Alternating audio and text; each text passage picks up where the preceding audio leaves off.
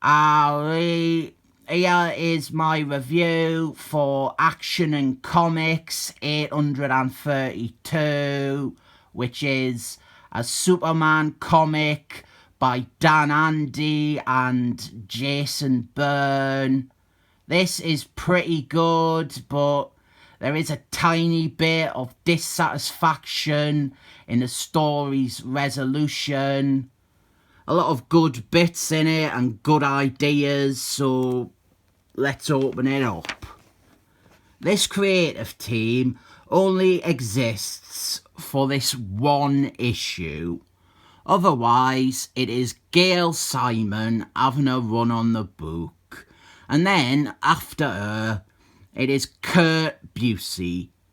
And I have never felt happier that my Superman collection ends about 3 years before this period. But Dan Andy, I think he did a few Superman comics. That one with Maestro from the Windstorm universe. That was by him, that story. And I would be keen to know properly what constitutes his run, because I wouldn't mind reading more of it. There are some Caspars on the loose, and it is Halloween. We have Spectre. He has come to the Metro Centre, and this is where it gets a bit obsessive-compulsive, because I have no idea where this fits with regards to the Day of Vegans crossover, to the point where I think this might even be a Day of Vegans tie-in, and I forgot to mention that on the cover.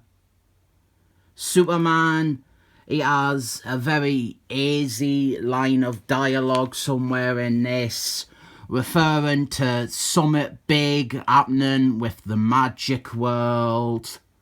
And Spectre, he has come to the Metro Centre on a quest of vengeance, and his target is Saturn, Lord Saturn, an odd Superman baddie from the Bronze Age that I think fell out of vogue in the mid-90s. He was a Mark Wolfenstein creation, first appeared Action and Comics 527, and he has this terrible, convoluted backstory where he is a time-travelling sorcerer from 1,000 years in the future, and there is a magic rune stone and a mystical kingdom, and none of that is ever important outside of them Mark Wolfenstein ones. He got evil demon powers, or he became an evil demon being, and right now he has taken over a news conglomerate, and the employment contracts that his workers signed, they were actually deeds to their souls. So now he is empowered by all the souls of his employees. And this is like a huge corporation, so there's loads. And he hopes that this will be enough to push back Spectre's attack. It is nice to see them use an hard character here, rather than just create a new evil sorcerer for a single story. We also have a subplot with Lois that quickly ends up stealing page time away from the Superman story with a big cosmic Casper and an evil sorcerer. Lois, she is on the job, and she is working with a cameraman called Willis. And I thought Willis, he must just be a secondary character from this period, but I looked it up and he's just in this issue and that is it. Never appears again. But the way it is written, it's like we should all know Willis.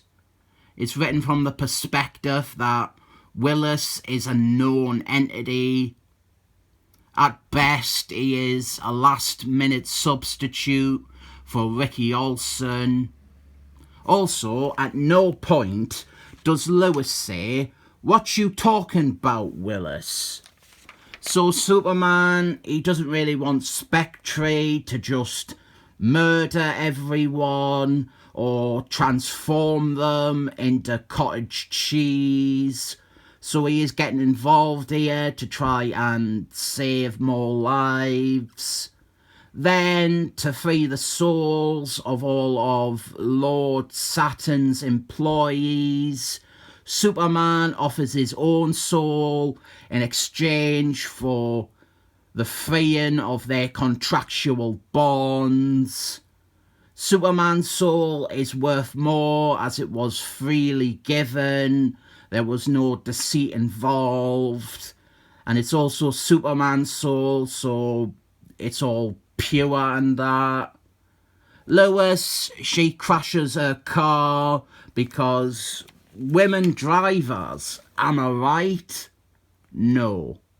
And then she is visited by the Casper of her father. And this plot line, it quickly becomes the dominant thread here, exploring Lois and her crappy relationship with her father and coming to some sort of epiphany over the course of this phantom visitation. I am not going to shit on what they do here with regards to her character, but it definitely overwhelms and takes away a lot, or even just some, of the time that I would have liked to see the Superman story fleshed out a bit more. Good Superman stories, they tend to find the right balance between Superman and Lois, or having subplots with Lois feel more natural or even just more linked. Here, it feels like two unrelated stories, and the result is that this Superman story, which has a lot of big ideas going on, it doesn't take much of a look at them because most of the comic, it is focused on Lois and her daddy issues. And here is where you will feel unsatisfied. Spectre, he just reaches in and he takes Lord Saturn and crushes him. Even just seeing a more detailed sequence of Spectre punishing or torturing Lord Saturn would help this story feel more full-bodied. But again, the Lewis stuff isn't bad. It's just, it feels like we're getting it to the detriment of the Superman, Spectre, Lord Saturn story. And Superman, he comes to Lois's rescue rather than offering any real conclusion to the Spectre strand. The ending reveal is that her dad wasn't a Casper and he is actually alive. I will have sounded rather negative on this, but I enjoyed reading it. I just came away a bit unfulfilled. There is definitely a lot of promise here. There's some good comic in there. It just feels they could have done a lot more to appropriately balance out the two plot lines. Oh well, they can't all be winners. I still would strongly recommend it if you wanted to read a Superman comic from these years, since the alternative would be one of the Gail Simon or Kurt Busey ones. I'll rate this comic 7 thumbs up.